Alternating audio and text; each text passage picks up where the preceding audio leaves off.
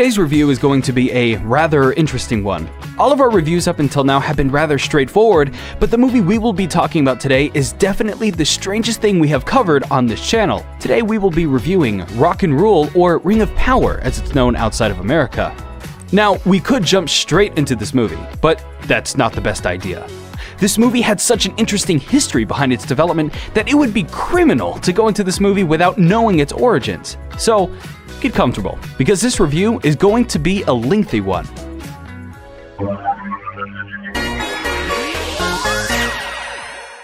The story begins with a small Canadian animation company called Nelvana and their short Halloween special, The Devil and Daniel Mouse. Now, I know when you hear Canadian animation, that may make some people head for the hills, but no, I can safely say The Devil and Daniel Mouse is one of the good Canadian animations. The story follows two struggling musicians, Jan and Daniel Mouse, who have fallen as low as they can get. One day, when Daniel leaves to sell his guitar for food money, Jan stumbles upon the devil himself.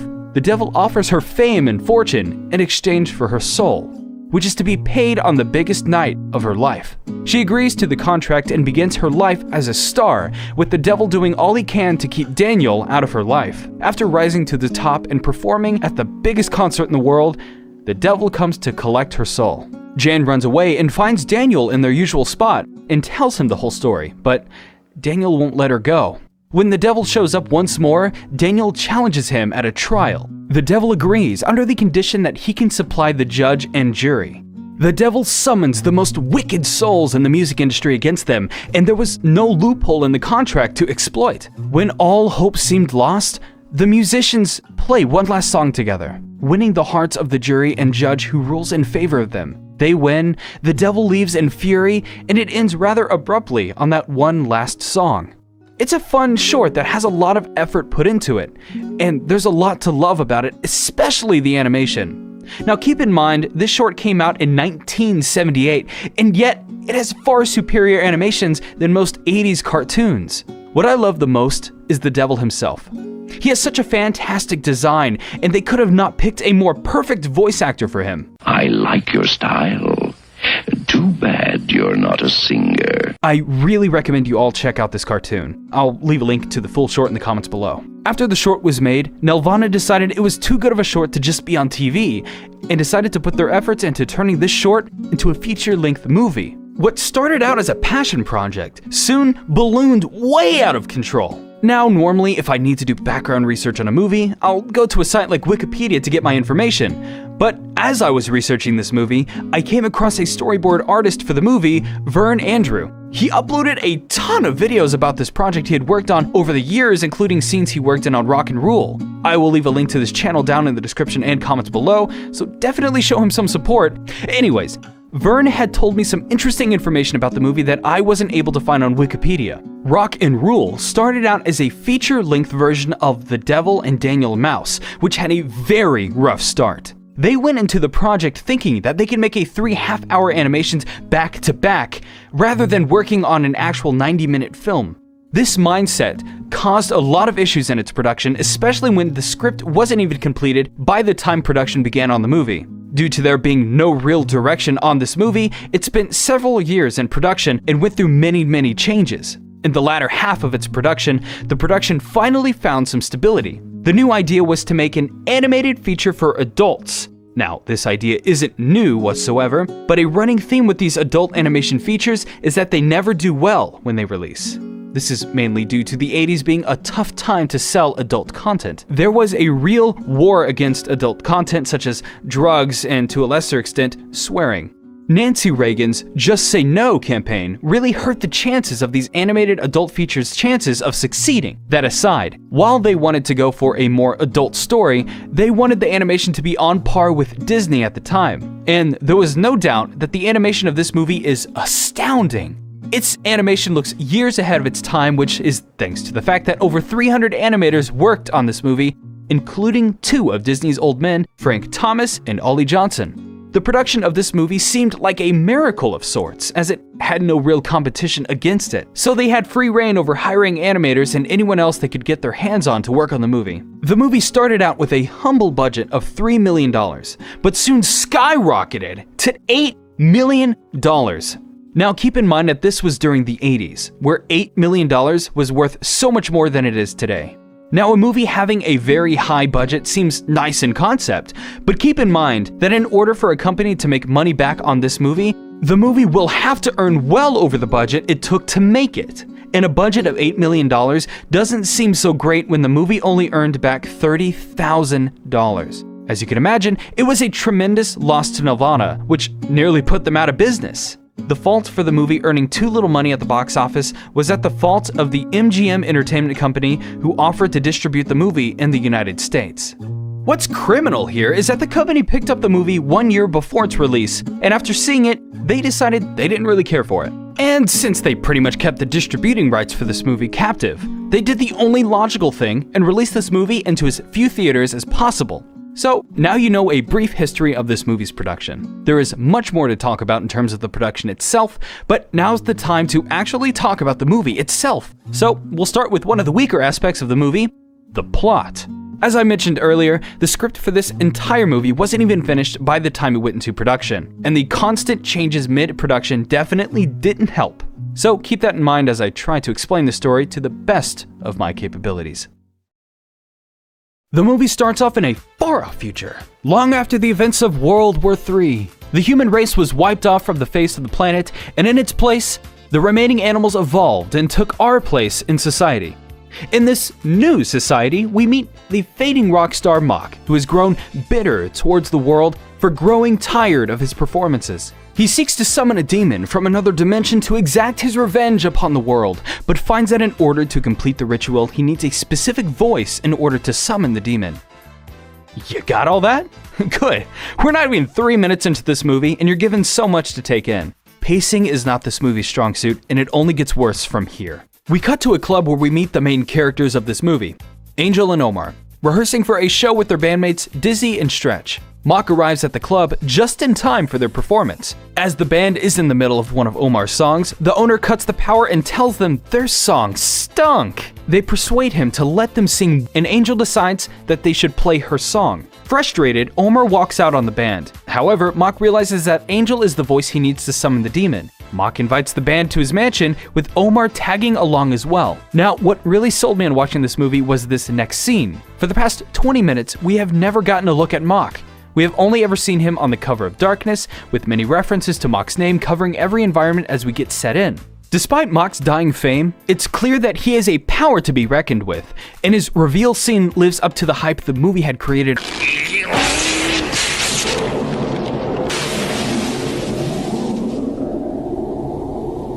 Not only does he have an amazing reveal, but his character design is amazing. And I know it's in bad taste to stop the plot right here when so much has happened, but Mach has some interesting background to him. Mach was animated by Robin Budd, who was one of the more well-paid animators working on the film, and it's obvious to see why. Just look at Mach. Look at those facial expressions. I mean, you can clearly see no dime of that $8 million was wasted when animating his lips. His delicious. The animation work on Mach was so fantastic that it didn't inspire Canadian animators. That might sound like a bad thing, but no, it didn't inspire them to follow the style of Mach due to how hard and labor-inducing it was to actually draw Mach. That's how amazing he was animated. It was so hard to replicate. Another interesting fact is that Mach was inspired by Mick Jagger, which you can see the names are only a letter off. And Mick Jagger was originally cast to make some of Mach's music, but then he went on his own solo tour and dropped out of the movie. Next in line to play his music was David Bowie, but his latest album had taken off, and due to popularity, he dropped off the movie as well. They finally cast Lou Reed for the music and Don Franks for the voice of Mach. But the character design for Mach was too far along by that point, so they stuck with the Mick Jagger look. Mach is by far one of the best parts of this movie, and the amount of effort it took to make him work shows just how passionate the animators working on this movie was. Okay, I think that covers it. Now, where were we? Oh, right. So, Mach gives Angel's bandmates drug orbs that stones their mind so that he can take a private stroll with Angel. Here we get to see a bit of Mach's character. So, Mach's performances have always centered around the idea of magic, which Mach is always using technology to simulate that magic, making what he does nothing more than an illusion. Though despite this, Mach does have a true fascination with the mystical arts and plans on using such powers to summon this dimensional demon.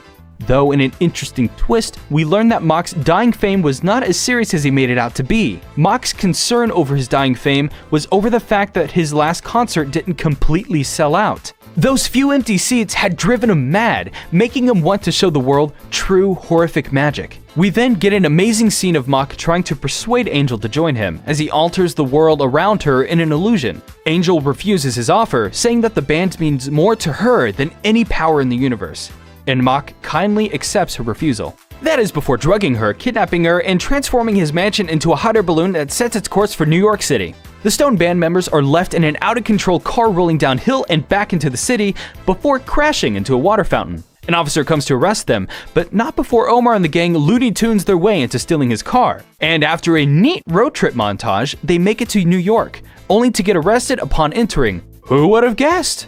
We cut back to Angel, who's being held captive in one of Mock's towers, when a woman named Cinderella busts through the vent system. Cinderella is being locked up in the tower as well and agrees to help Angel sneak out of the tower in order to go to a party at one of the coolest clubs in town, Club 666. Now, this scene is not only the coolest scene in the movie, but this may be the best idea in the movie by far. Since this scene takes place in a far-off future, it focuses on a lot of futuristic technology set in a modern world. But by far the best use of that concept is in Club 666, which is an anti-gravity club.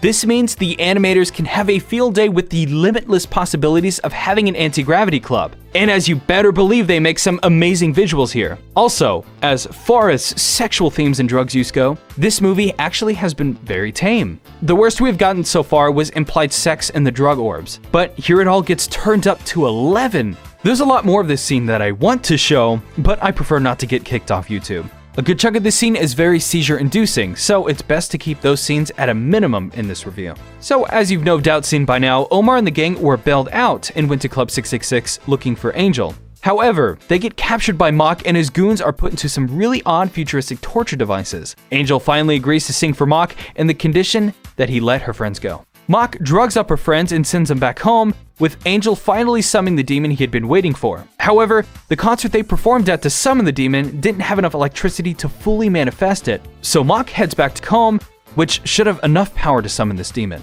As they once again attempt the concert, they are using so much power that it's short-circuiting any nearby cities, which just so happens to reach Omar and the gang, electrocuting them out of their drug-induced state. They rush over to the power plant to stop the concert, but it's too late. Mock had already summoned the dimensional demon. Let me just say that the demon is amazingly done. It's a constantly evolving monstrosity that is always manifesting into these horrific forms.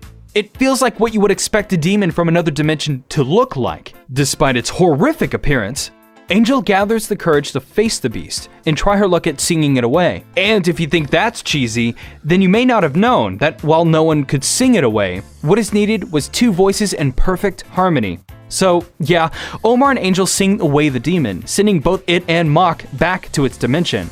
And that was rock and roll.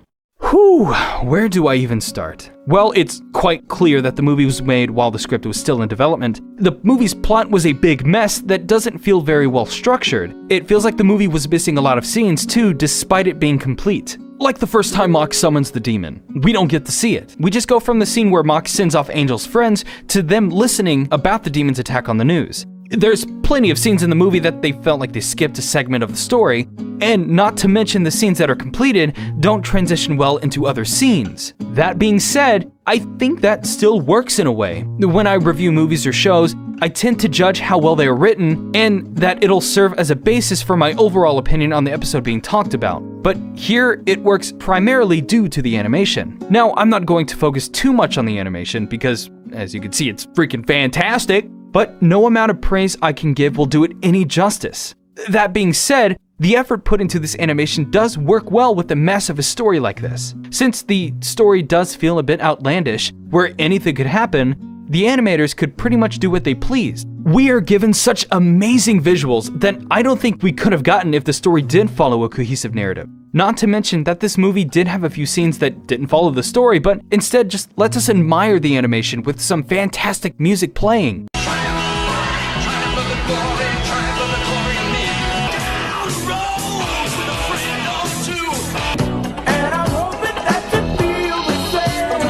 So while normally I would judge the story harshly, you can make an exception here. Besides, while the story is bad, it's an enjoyable bad. The movie has so many memorable scenes that it works so well watching them out of context. Mock's introduction and the anti-gravity club scenes are what made me want to go see this movie in the first place. It's just a lot of fun to watch, and you can at least give it that. So, while we've spent so much time talking about the story and animation, one topic we haven't talked about is the music. The music is one of the best aspects of this movie, right alongside the animation for sure. The movie is filled with fantastic songs and a rather perfect score. They really wanted to put an emphasis on the music of this movie, so much that they didn't begin animating until the music for the movie was finished. Instead of trying to make the music fit the animation, they instead made the animation to fit the music. That's something you've got to appreciate, especially when the music is as good as it is. By far the best song of this movie is the end song that Angel and Omar sing to send back the demon. I could not recommend this movie enough. There was so much effort and passion put into this movie, and it's such a shame it was treated the way it was. It was plagued with development issues, and it released at a very sensitive time in America, and despite all of that, the movie still turned out great, even with its flaws. I left a link to the full movie in the description below if you'd like to check it out. Be sure to like and subscribe to help support future reviews on this channel, and don't forget to check out Vern Andrews' channel to show him some support as well. He's worked on a lot of interesting projects over the years that I'm sure you'd like to see. Until next time, thanks for watching.